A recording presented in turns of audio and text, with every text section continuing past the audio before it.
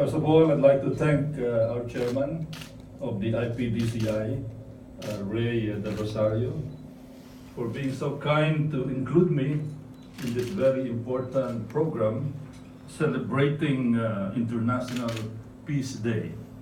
Indeed, very appropriate. Peace Diplomacy Convention. I was asked to talk about peace diplomacy and conflict resolution. And of course, when it comes to conflict, I cannot think of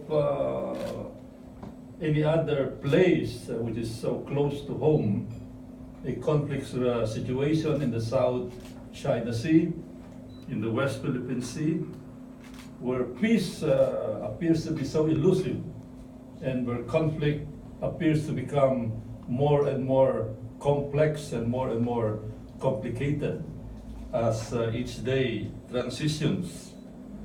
You know, in 1982, when the United Nations Convention on the Law of the Sea was approved, our representative there, Senator Arturo Tolentino, came back very triumphantly, announcing to us that we have won extra territory, exclusive economic zone. Imagine 200 nautical miles of seas, of natural resources, just like the other coastal states of the South China Sea.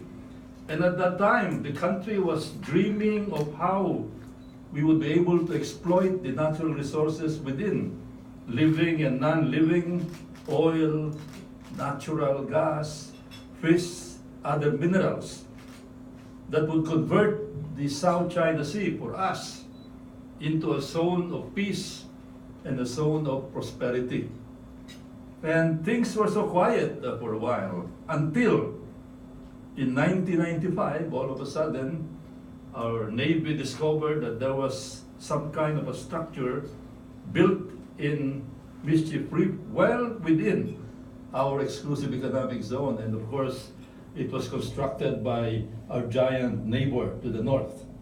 When we complained, that country said that don't worry about it because it is only temporary. This is for shelter for our fishermen, and even Filipino fishermen would be able to use it, and things quieted down with that statement of reassurance from that other country. But then in 1999, all of a sudden we discovered that there was a bigger structure being constructed there. I personally saw it when I overflew over the area. I was then a congressman in the House of Representatives, and saw that they're constructing a much bigger and permanent structure. Again, this resulted into a lot of controversy, a lot of strong statements being exchanged, but things quieted down because of the diplomatic exchange of reassurances that that will be it. And this was followed by years of peace until in 2012, there was a seizure of another structure within also our exclusive economic zone, and this is Scarborough Shoal. This resulted in several exchanges of complaints, an effort to have a bilateral discussion. I was a member of the National Security Council at that time when we attempted to have a bilateral talk with the other country, but unfortunately it could not be scheduled.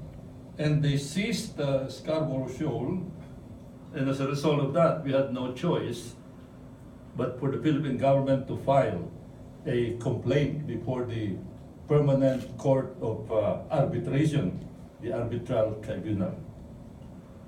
We sought the rule of law. We followed a rules-based policy, a peaceful policy, in order to resolve this emerging conflict. However, the other country immediately issued a statement that they're not going to accept or respect the ruling, the expected ruling of the Arbitral Tribunal. And true enough, on July 12, the PCA issued their decision awarding most of the requests of the Philippines in this particular matter.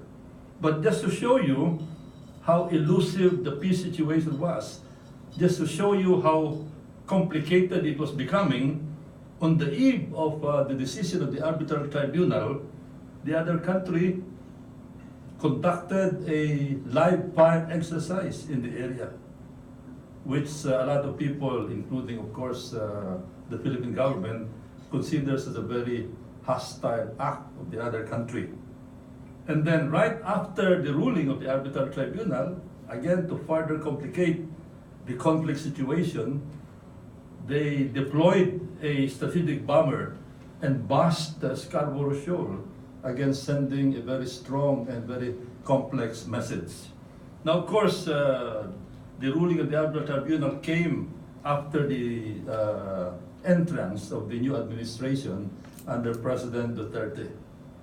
And in this particular case, the new president, including the Department of Foreign Affairs, decided to take the sober and restrained option, which in my thinking is the appropriate approach, because we did not want to heat up the conflict situation.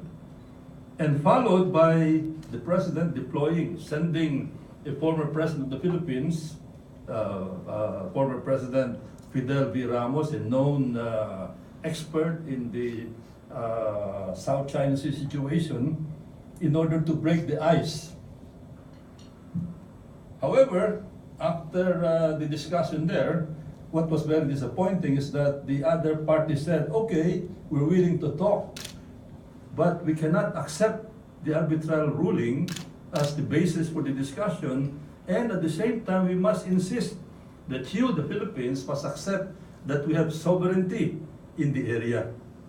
Because in this particular case, I'm sure you're very familiar with the background, that what the other country is claiming is almost 80% of the exclusive economic zone that we thought UNCLOS awarded to the Philippines. Imagine that. And it's not only the Philippines affected, but all the other coastal states of the South China Sea.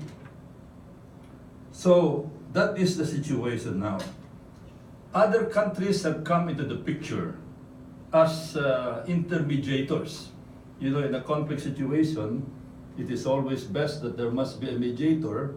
Some have volunteered, like for example, the EU, the United States, Japan, Australia, the G7 countries gave very strong statements that the ruling of the arbitral tribunal must be respected, that the rule of law must be respected, because how can you resolve this conflict, for example?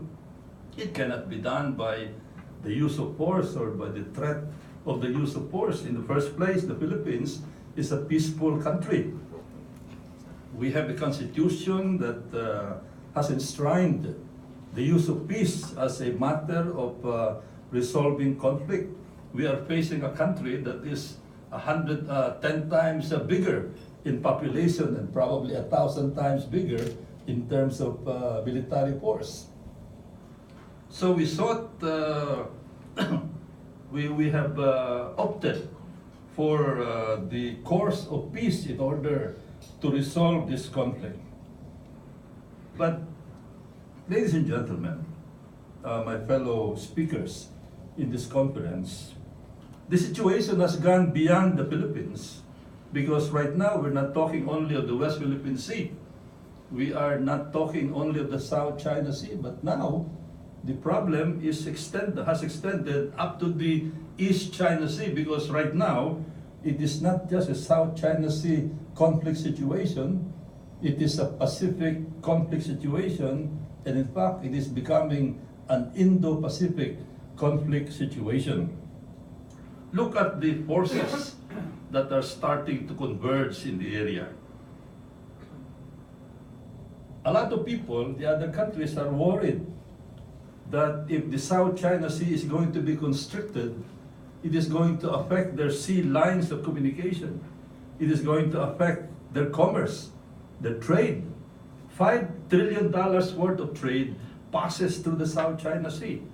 And it is very crucial to the economy of Taiwan, Vietnam, Malaysia, the Philippines, Japan, South Korea, and of course the other players like India and the United States. So what we are seeing now is a confluence of forces that are not small, that are big, probably the biggest military forces there are in the entire world. India has come into the picture because India would like to have a project in the Vietnam area, and India and the US, including Japan, just completed their Malabar exercise. The United States deployed for the first time in so many years a 2-aircraft carrier exercise, again to deliver a message. And just a few days ago, China and Russia conducted a joint naval exercise in the South China Sea, maybe a little up north. But in the East China Sea, it is also equally alarming. In fact, if you ask me, as a former National Security Advisor, I am more worried about the conflict situation there. That is a little far from the Philippines, but will affect us here also, and probably even the entire world, because in the East China Sea, we are talking of Japan and China with their air force, and you know how many scramblings there are in a year?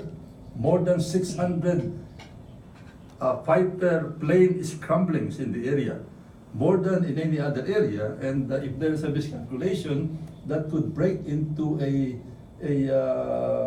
real flashpoint.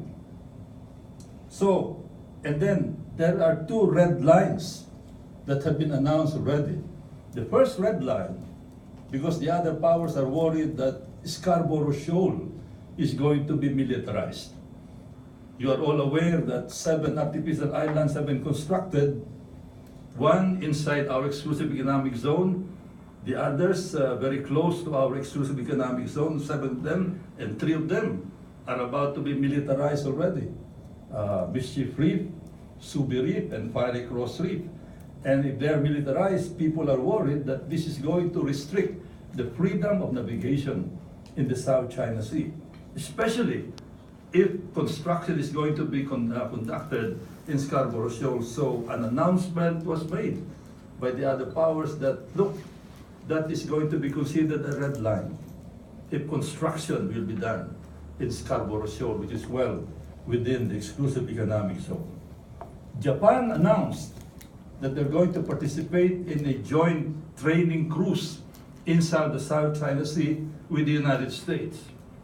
The other country said that is a red line. If Japan will do that, we might be able to, that is going to complicate so many situations. So that is how the situation is now. It is very good that we have a president now that has opened diplomatic channels. Before, it was very complicated because the previous president closed the diplomatic channels, and understandably so, because the other country refused to talk about it.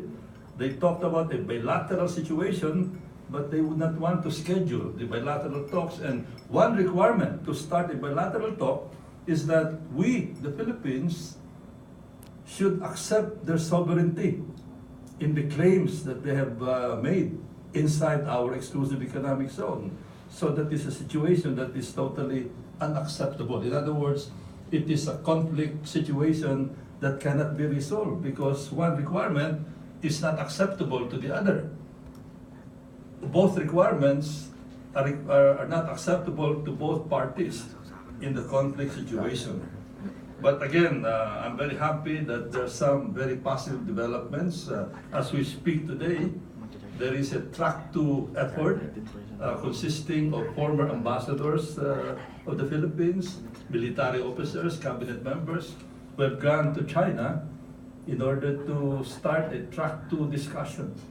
Informal, but it's going to further break the ice. So my fellow delegates here in this peace convention, I think what we need to do, this cannot be resolved by the Philippines alone. This cannot be resolved by China alone. It must be resolved as a multilateral